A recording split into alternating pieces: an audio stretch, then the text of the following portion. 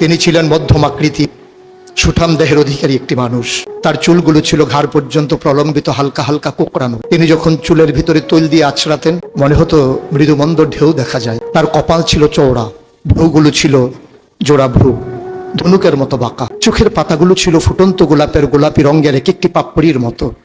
তিনি কখনো বা যখন চোখের পলক ফেলতেন, মনে হতো মৃদুমন্দ বাতাসে গোলাপ পাপড়ি যেন দোল খাচ্ছে। তার চোখের সাদা অংশ ছিল রক্তিমাভ সাদা, কালো অংশ ছিল কৃষ্ণ কালো। তার নাকটা ছিল খাড়া, নাকের ছিদ্রগুলো ছিল ছোট ছোট। নাকের নিচে ছিল সরু চিকন গোঁফ, গোঁফের নিচেই সেই গোলাপি রঙের ঠোঁট।